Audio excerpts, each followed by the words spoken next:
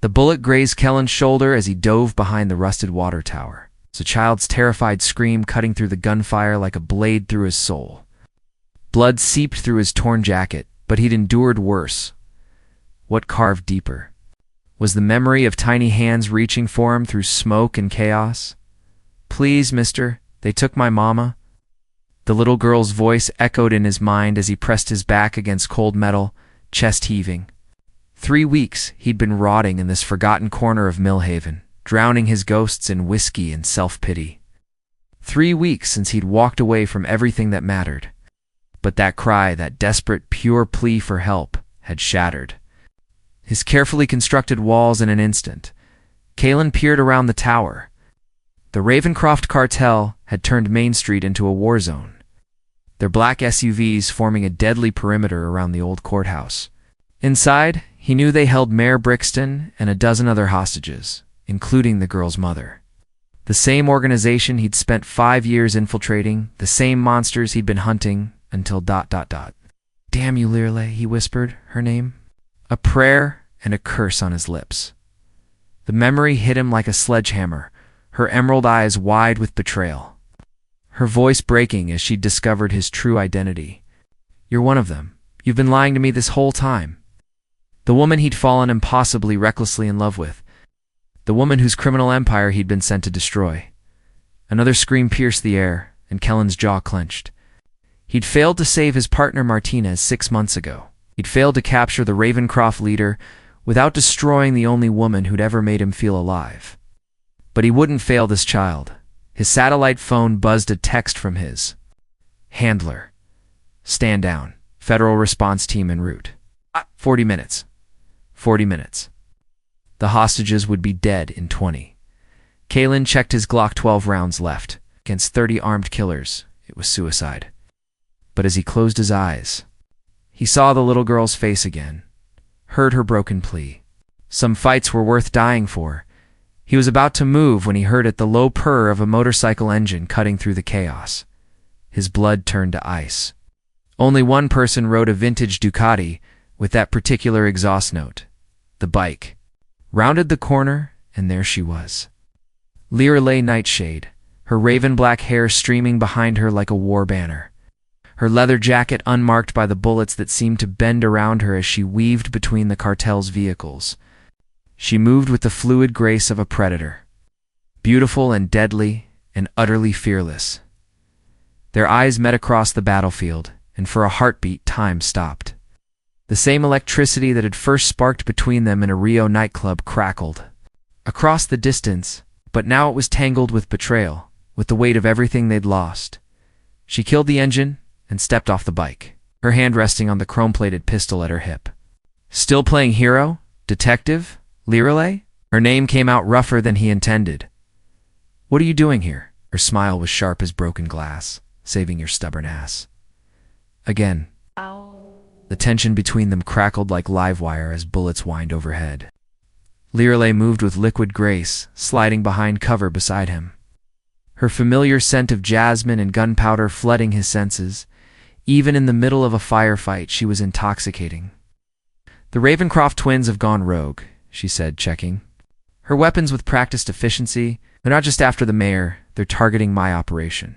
This is personal." Kellen's heart hammered against his ribs. "Your operation? Lirelei, you promised me you were out." Her laugh was bitter. "You promised me a lot of things too, detective. Funny how promises work." The barb hit its mark, but he pushed through the pain. "There's a little girl in there. And her mother, I know." Lirelei's voice softened for just a moment. "Elena Vasquez. She works at my legitimate shipping company. Yes. The one you helped me build before you decided to burn my entire world down." The weight of his betrayal settled on his shoulders like lead. 6 months ago, he'd been deep, undercover, tasked with infiltrating the Nightshade organization. What he'd found wasn't a ruthless criminal empire. The woman trying to go straight, using her resources to protect the innocent while transitioning away from the darkness of her past. What he'd found was love. "Far," he said, his voice barely audible over the gunfire. "When I realized what you were really doing, I tried to call off the operation. My handler, your handler, wanted a trophy. the infamous Lirelei Nightshade in federal custody. Her green eyes flashed with old hurt.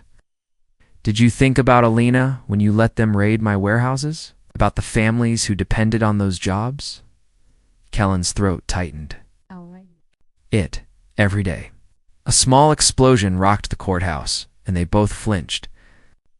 Through the smoke, they could see the Ravencroft twins Caspian and Dante erecting their men with military precision.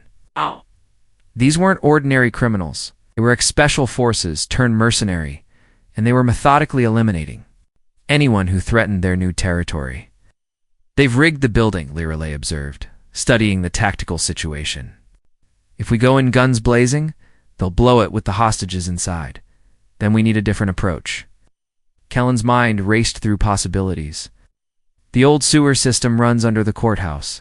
There's an access point in the basement. How exactly do you propose we get there without being turned into Swiss cheese?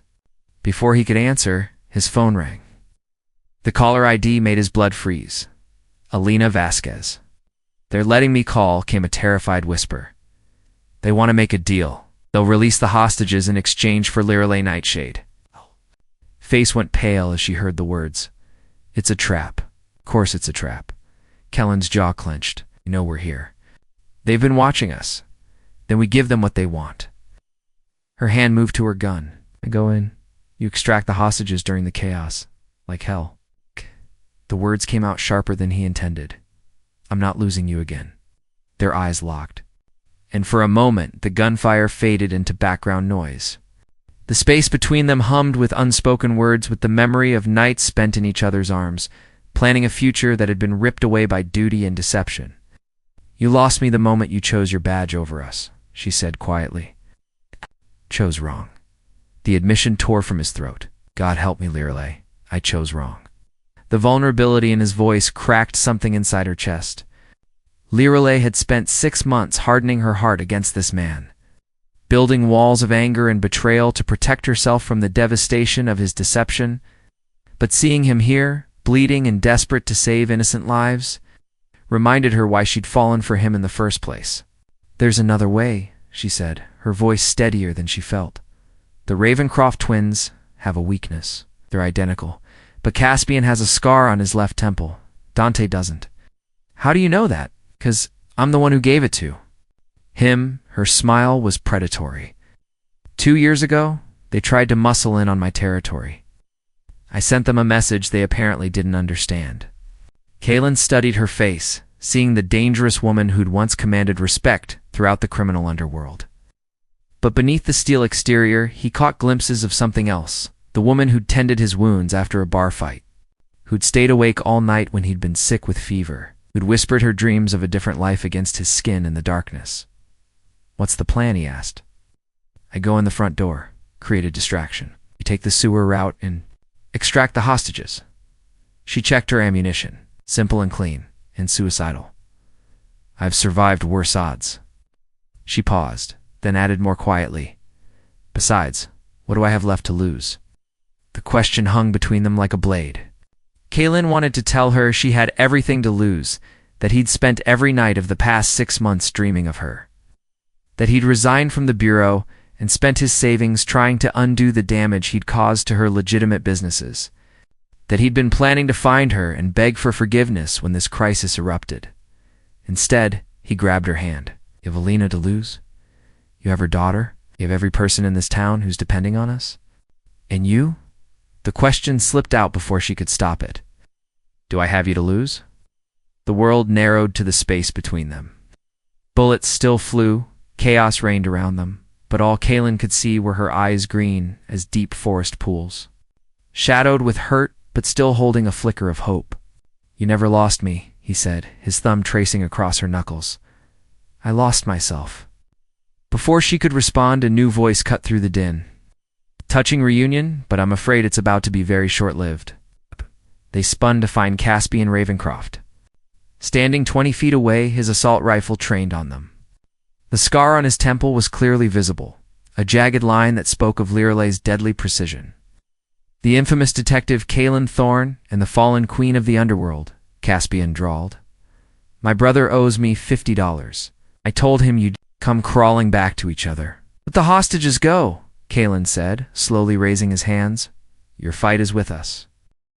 "Oh, but it's so much more fun this way." Caspian's grin was shark-like. "You see, Detective, you destroyed our carefully laid plans when you brought down the Nightshade organization. We were going to take it over piece by piece. Instead, you left a power vacuum that's been very expensive to fill." "So you're here for revenge," Liralee said, her voice deadly calm. "I'm here for profit. Revenge is just a delicious bonus." He gestured with his rifle. "Move, both of you. My brother is so eager to meet the woman who scarred my beautiful face." As they walked toward the courthouse, Kellen's mind raced. They needed a miracle, a moment of distraction, anything that would give them an advantage. But with Caspian's rifle at their backs and 30 more killers waiting inside, their options were rapidly running out. Then he felt at Lirale's hand brushing against his, her fingers moving in a pattern he recognized. Morse code. A message from their nights together when they'd played spy games in bed, never imagining how deadly serious those games would become. "Trust me." The courthouse steps were slick with blood and broken glass, each footstep echoing like a death knell. Kalen kept his breathing steady, senses hyper-aware of every detail, the weight of his concealed backup piece against his ankle. Pattern of Caspian's breathing, the way Lirale's muscles coiled with predatory tension beneath her leather. "Jacket, trust me." Her message repeated in his mind like a mantra. They pushed through the heavy oak doors into the courthouse lobby, where the scene was out of a nightmare. Hostages knelt in rows, zip-tied and blindfolded, while armed mercenaries prowled between them like wolves. Elena Vasquez was in the front row, her face streaked with tears but her spine straight with defiance. "Ah, the guests of honor arrive," came a cultured voice from the balcony above. Dante Ravencroft descended the marble stairs with theatrical flair, his unmarked face a mirror of his brother's except for the cruel intelligence in his eyes. He wore an expensive suit that somehow remained pristine despite the chaos around him. And his smile was the kind that made smart people run in the opposite direction. "Ms. Nightshade," he said, offering a mock bow. "You're even more beautiful than your photograph suggested. I can see why the good detective here abandoned his duty for love." "Cut the charm," Dante Lirale replied, her voice steady as stone. "You want me? You've got me. Let them go." "Oh, but that would be terribly anticlimactic." Dante circled them slowly, a predator savoring the hunt.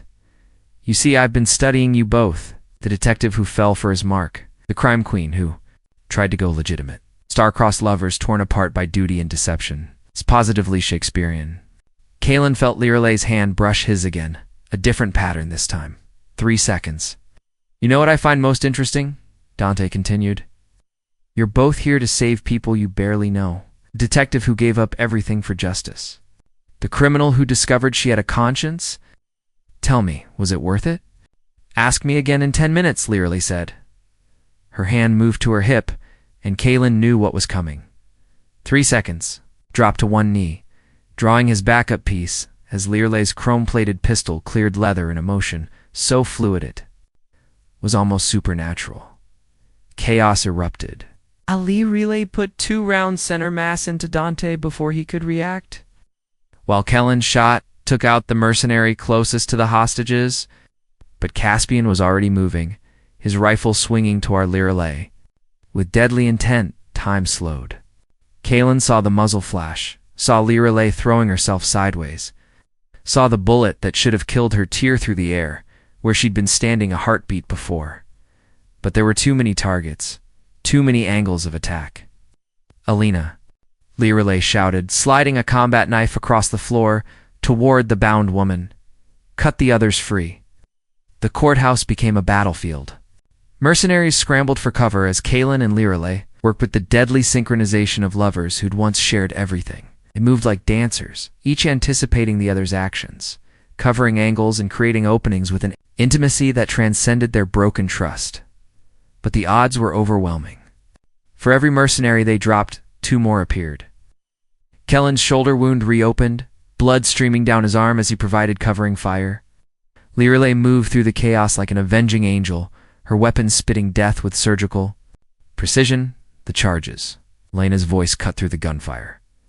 "They've wired the building with explosives. Kellen's blood turned to ice. Red digital numbers glowed from devices placed throughout the lobby, a countdown timer showing less than 5 minutes. "It's a dead man's switch," Caspian called out, his voice tight with pain from a bullet wound in his leg. "Kill me, and this. The whole building becomes a crater, and I guess we'll have to take you alive," Lirelei said, her gun trained on his head. "You're welcome to try, sweetheart. But my finger gets awfully twitchy when I'm bleeding." Lon's mind raced through options. The timer was synchronized to multiple devices. Disarming one wouldn't stop the others. They needed Caspian's cooperation, but he had no incentive to help them, unless ... double quotes, "What do you want?" Kalen asked. Caspian's grin was bloody but triumphant. "I want what I came for, the Nightshade organization. All of it. Territory, connections, assets, everything." "The organization is dead," Lirelei said. "You killed it when you raided our operations, but you're still alive. And where the queen goes, the kingdom follows." Caspian's eyes glittered with avarice. "Rebuild it, for me, and I'll consider letting these people live." The timer showed 3 minutes and counting. The silence stretched like a taut wire ready to snap. 3 minutes. Kalen watched the play. Of emotions across Lirelei's face, the calculation, the fury, the terrible weight of impossible choices. Around them, the freed hostages huddled together, their eyes wide with terror as they stared at the countdown timers. "You're asking me to become everything I walked away from," she said quietly. "I'm asking you to save lives." Caspian's voice was honey over broken glass. Surely the infamous Lirelei Nightshade wouldn't let innocent people die for the sake of her conscience. 2 minutes, 30 seconds. Kalen stepped forward, his weapon still trained on Caspian. "There's another option." "I'm listening, Detective. You take me instead. I'm the one who brought down your operation. I'm the one who cost you millions." Kellen's voice was steady, but Lirelei heard the undercurrent of desperation. "Let them go, and I'll help you rebuild everything. I know every federal operation, every undercover agent, every weakness in law enforcement's armor." "No." The word tore from Lirelei's throat. "Absolutely not. It's the only way," Kalen said, his eyes finding hers. "You know it is." How romantic, Caspian laughed. "The hero offers himself to save his love. But you see, Detective, I already have access to federal intelligence. What I need is someone who understands the criminal underworld from the inside." 2 minutes, I'll do it," Lirelei said suddenly. "I'll rebuild the organization, but I have conditions. You're hardly in a position to negotiate. The hostages go free. All of them now." Her voice carried the authority of someone who'd once commanded an empire. And the detective walks away. Clean slate, no retaliation. Caspian studied her face, looking for deception. "And if I agree, then you get what you want. The Nightshade organization rebuilt, and stronger than before. But it comes with me, and I don't work for people who can't keep their word." 1 minute, 45 seconds, Kellen's heart hammered against his ribs. He wanted to protest, to find another way, but the cold mathematics of the situation were undeniable. This was their only chance. "Done," Caspian said, reaching for the detonator. "But if you try to double-cross me, I won't." Lirelei's voice was flat. "Final. I've done worse things for better reasons."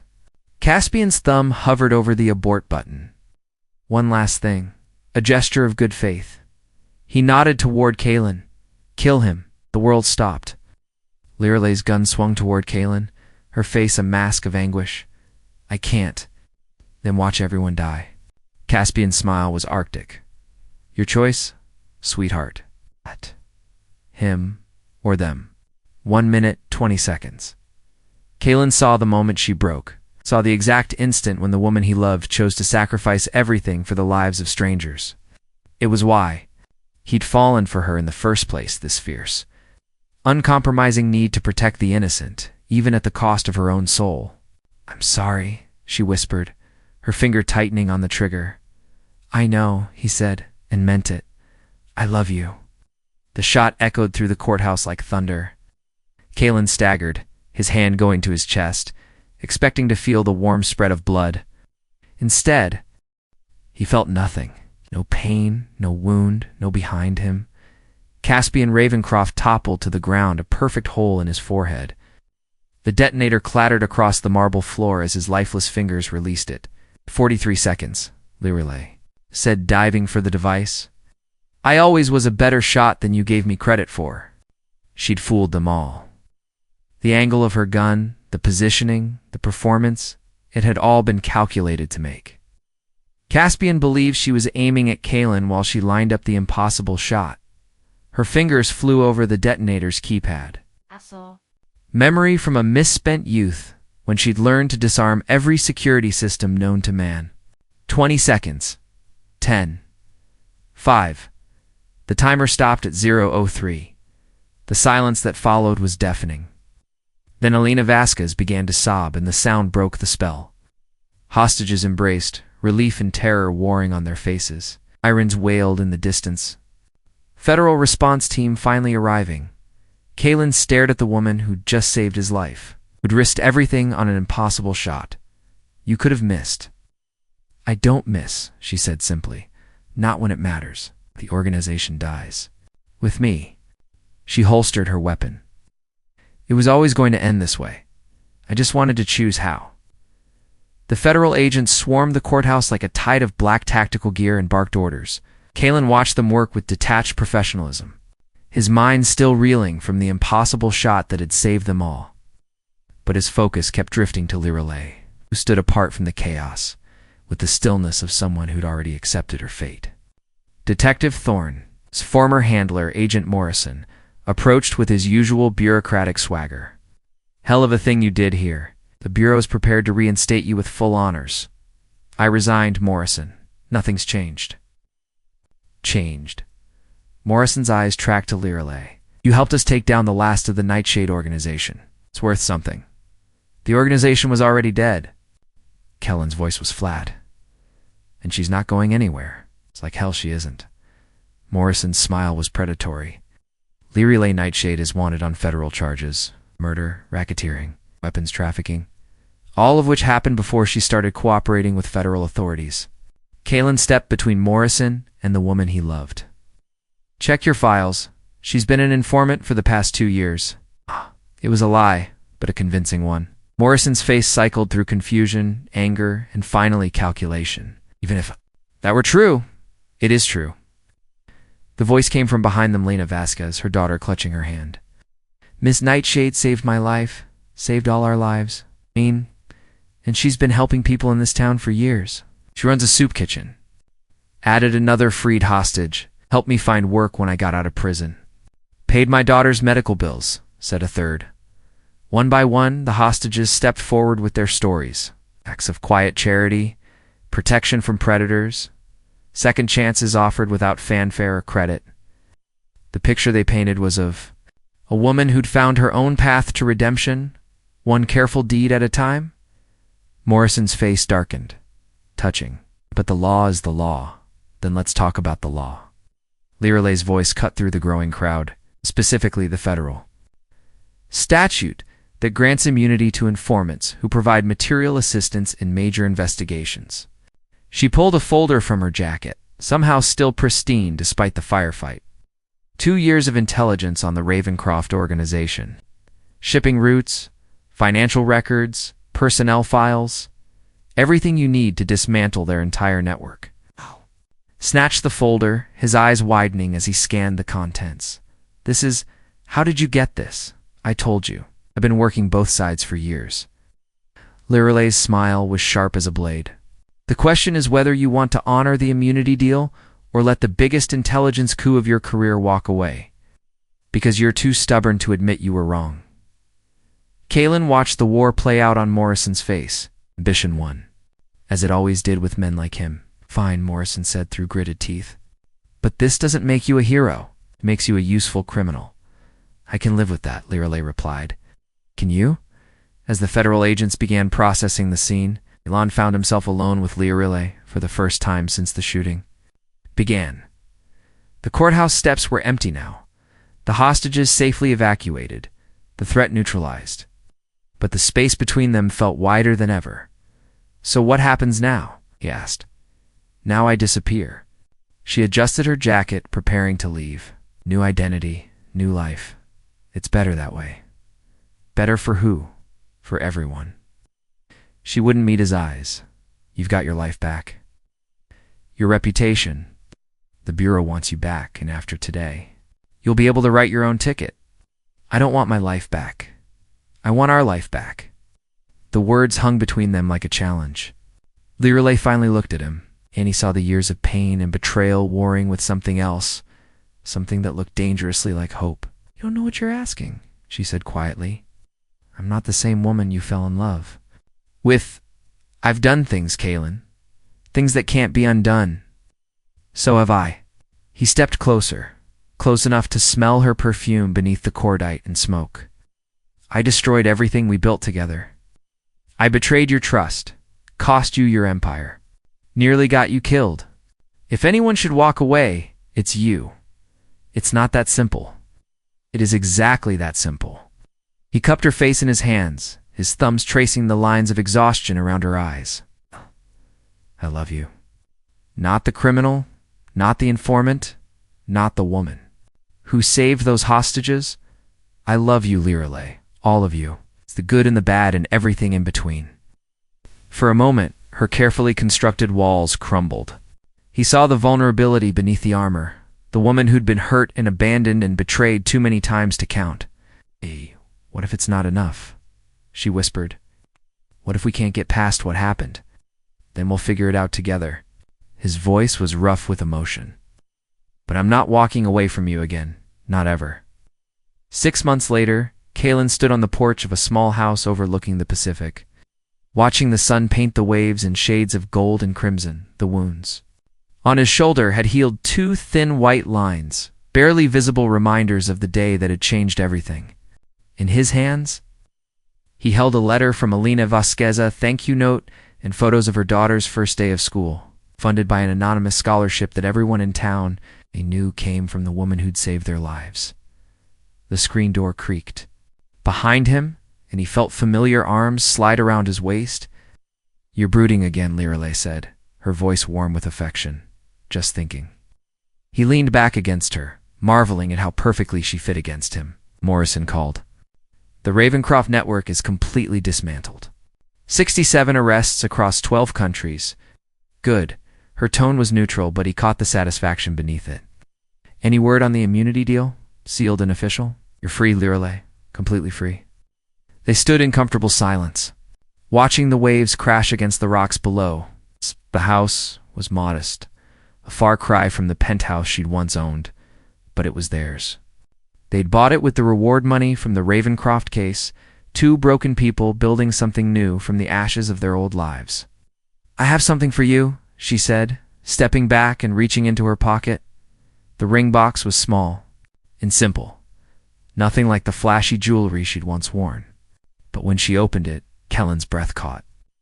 The diamond was perfect, not large, but flawless, set in a band that caught the dying light like captured starfire.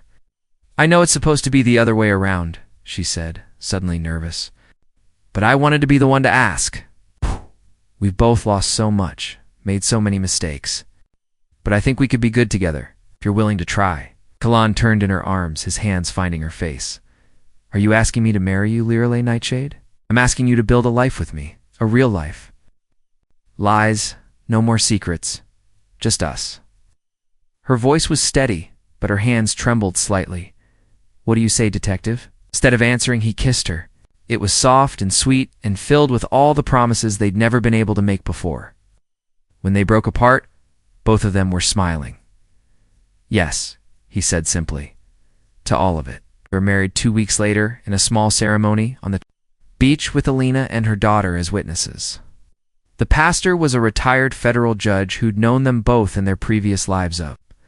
Man who understood that sometimes the greatest love stories were born from the deepest mistakes.